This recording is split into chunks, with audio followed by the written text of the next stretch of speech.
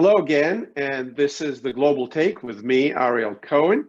And today we're going to talk about a really sci-fi kind of thing called geoengineering. Geoengineering is an attempt for humans to change the climate. You heard about the climate change, of course, and this is unintentional. Geoengineering is the intentional attempt to change the temperatures, the atmosphere, the sunlight, etc. And guess who is behind the current experimentation in this area? The man you heard about, the founder of Microsoft, Bill Gates. The Gates Foundation is funding a project called the Stratospheric Controlled Perturbation Experiment, SCOPEX. And that experiment is examining how can humans change the atmosphere by injecting or dispersing calcite. Calcite is something like chalk powder. And chalk powder is the chemical formula for that is calcium CO3. So it's a stable substance, pretty neutral, that does not create acid rain or anything like that. But we are really in the beginning of these experiments, of the thinking about geoengineering. Please look at the article I just published at Forbes last week. Go to Ariel Cohen, Forbes, and this is the second newest, not the last one, but second from the newest article, and it got a lot of attention. It's called Bill Gates Venture Aims to Spray Dust into the Atmosphere to Block the Sun. What could go wrong?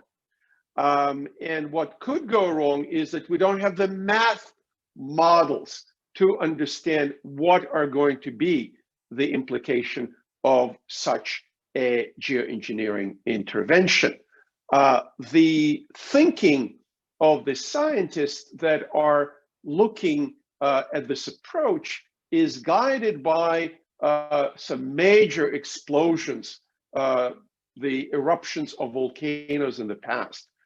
We know that a volcano, big volcano erupting, has a power of several megatons of explosives. It's comparable with a big nuclear bomb going off, not in 1 second, but over a period of time in terms of its energy, but in terms of its ash and dust, it's strong enough that, for example, in 1810, an explosion of a volcano, an eruption of a volcano in Indonesia created a year without a summer. So much dust was spewed into the atmosphere. The temperatures went down tremendously. So there was no summer to speak of on the planet.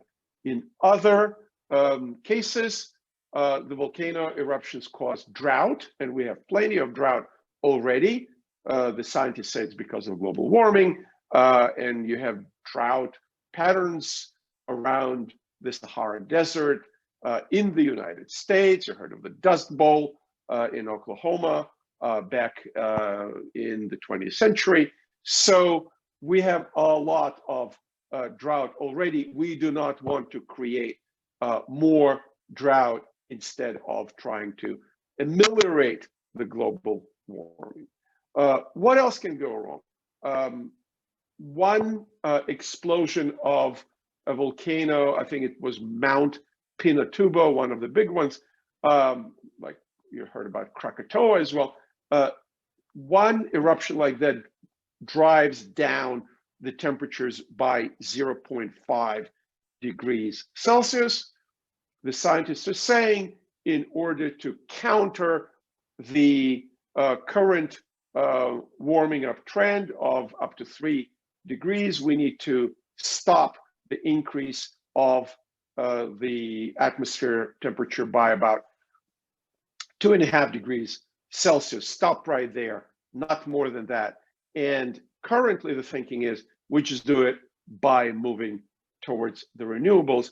Luckily for us, the cost of 1 kilowatt of renewable energy, especially solar, but also wind, is going down precipitously, something like 80% over the last 10 years, which is almost nothing in terms of the fast pace of the decline of that kilowatt price. So one way is just to do what we're doing now, transitioning rather slowly towards renewables. There are problems. I talked in this video blog and elsewhere, published articles in Forbes and elsewhere about why it is so difficult. One problem is intermittency. The sun is not always shining. The wind is not always blowing. And the second problem is storage. You need a lot of battery space or another physical principle to store that energy. Back to the experiment we're talking about, the geoengineering experiment with spewing the calcite, the chalk powder into the atmosphere. We don't know by how much the temperature will go down. We don't know if people breathe these particles that are similar to dust. You know already that, for example, ash from coal causes lung disease. I personally have asthma, and I do not like to be in highly polluted atmosphere, be it coal or something else. I was in China several times. It was very difficult for me to breathe in Beijing because the air is so horrible because of all this dust and particulate matter that the Chinese thermal power stations are spewing in and around Beijing. So here we need to understand before we move beyond these early experiments I'm writing about in my Forbes article, what will be the impacts on climate, what will be the impact on human health, how humans will breathe it in, are any animals, livestock, birds and fish, are they going to be affected by that? So my principle here, my approach and recommendation is do no harm. Examine the science, make the mathematical models as hard as you can before moving to the real life experiment. Do a tabletop experiments in the lab, do the math models on computers, and only then evaluate. And we cannot do it by one non-government foundation. We cannot even do it by one national government. Everybody needs to be involved. And I can tell you that the United States, Brazil, Saudi Arabia, and other members of the United Nations blocked last 2 years ago, 2019, blocked the global geoengineering plans assessment. Let me know what you think about it. You can go to my website, arielcohen.com, and send me a note. What do you think about humans' ambition to change the climate through geoengineering we discussed here today? Thank you very much. This was The Global Take. Thank you for watching. Please subscribe to get more content like this.